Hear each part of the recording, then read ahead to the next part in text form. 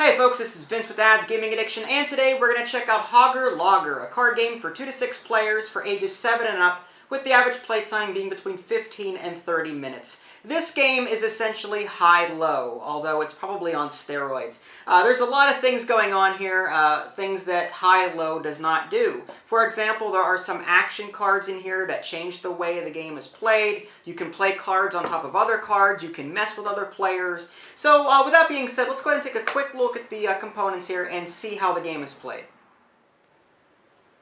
Alright, now here's a quick look at your components, minus the rulebook. The rulebook is off camera. It's not very big, as you can see. The game is pretty easy to learn. So anyway, you've got your number cards here. They number between 1 and 15. And just to quickly show you what they look like. Most of them are just your standard number cards, nothing special going on with them. Some cards, though, are special, like you'll see this 5 card here. Draw a number card after you play this card from your hand. But there are other 5s in this deck that don't have that ability.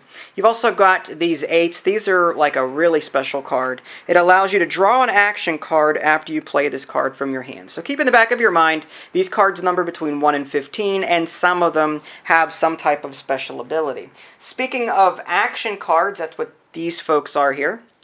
All of them are pink. And just to give you a taste of what some of these look like, this is an abduct action card. Place the most recently played number card into your hand. Deadwood, draw a number card and play it immediately. Number cards can't be played until the next face down card is revealed. You can draw 2 number cards. Flying high. The guesser can only guess Hogger until the next face down card is revealed. So basically it breaks the rules in some way. Action cards have to be followed immediately whenever they played. And then finally, you've got these victory cards. Players are going to be trying to earn these victory cards, and the player that can earn a certain amount before everyone else will win the game.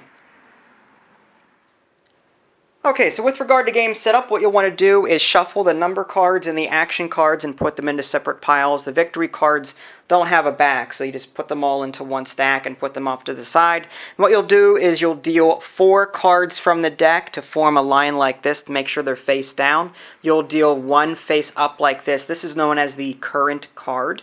And each player will also get 3 cards from the deck to form their starting hand. And then you'll want to choose someone to start as the guesser. Okay, so this game is broken up over a series of rounds, and each round someone is going to be winning a victory card. In order to win a victory card, you have to be the player that correctly guesses the last card in this row here. So how do you go about doing that? Well, at the beginning of a round, the current guesser will go ahead and either say Hogger or Logger. They'll take a look at this card and say, is the card I'm about to flip over from these 4 cards here, is it going to be higher or lower than the 6? Let's just say that they say Hogger, meaning higher, and they flip this card. That is a correct guess because 13 is indeed higher than 6. Now, whether they guess right or wrong, this card becomes the new current card. And because this player got that number right or guessed correctly, they get to keep going. Had they gotten it wrong, then the other player would get to go. If a player gets a card wrong and someone has 0 cards in their hand, no matter who it is, they can take a number card from the deck.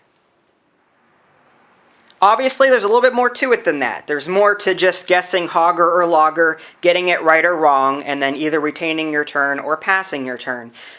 Players at any point can play action cards if they have them, or they can play number cards from their hand to put on top of the current card.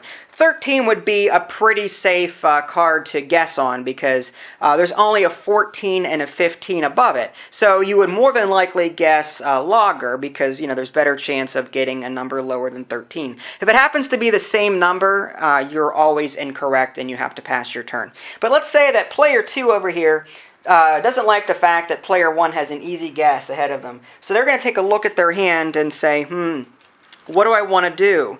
I have a 4, I have a 12, and I have an 8. Well, 8 would be a pretty hard one to guess on because there are cards, or there are numbers up to 15 and then numbers below 8 almost equally. So he's going to go ahead and play this 8 on top of the 13, and because he played like this special card here, it says draw an action card after you play this card from your hand, he gets to draw an action card to use at some point during this particular round. Now, this player over here says, I don't know if I really want to guess on an 8. Well, I've got a 3, a 1, and a 3. So I guess I'll play the 1. Alright? And, of course, this player can change their Hogger or Logger answer at any time before they actually lock in their final guess. Now, this player over here says, wow, a 1. I don't know. Let me go and take another look at my cards. Well, I guess I could play this 12, and I get to draw a number card after you play this card from your hand. So this player now gets to draw a card. He's got a 15. Really doesn't help him. Maybe it'll help him on a future turn during this round, should he need to guess, and the card ends up being a 7 or an 8 or something. And let's just say that, no one wants to play any more cards. They're done. And this player here finally locks in his answer and just says Logger. He'll go ahead and flip over the card, and it is a 10. So he would guess correctly, and he would get to keep going.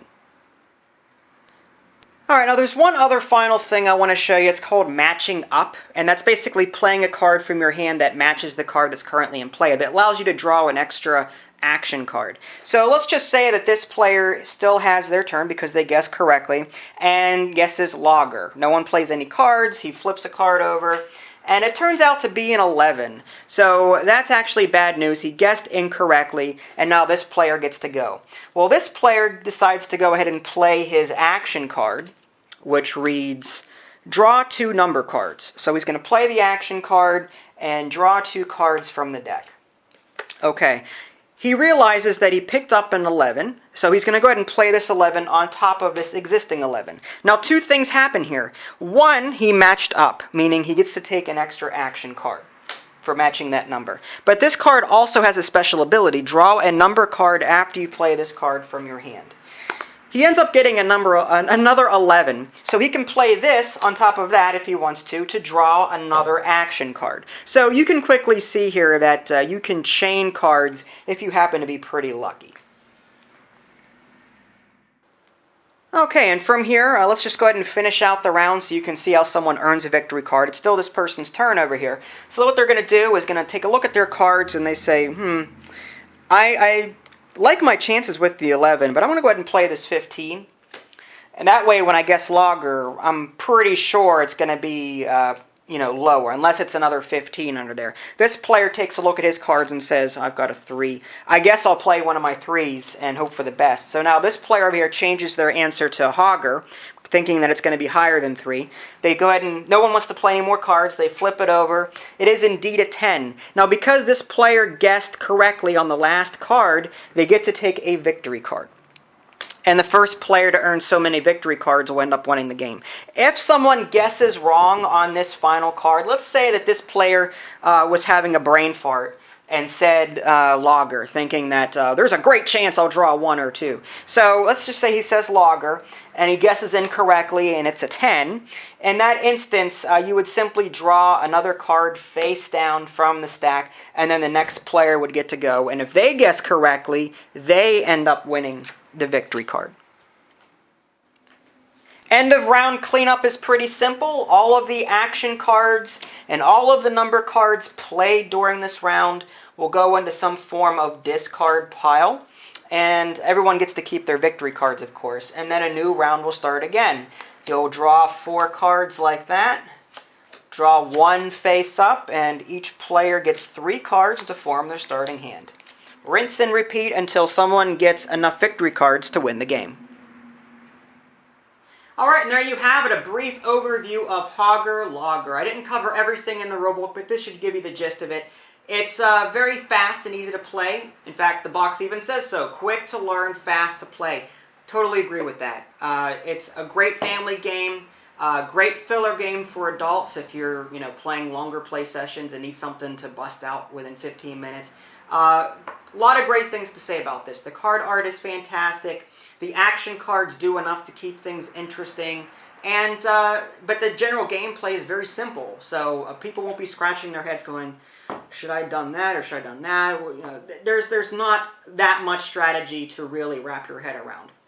It's either guessing high or low, and if you have the ability to chain cards to your advantage, then you can do it. But other than that, yeah, it's just a great game, I think. Hogger Logger, if you guys want to see actual gameplay videos, let me know. I do have a board game series on my YouTube channel, and I will sometimes feature games. If there's enough demand for this one, you know, I'll be happy to record a gameplay session with Vinny.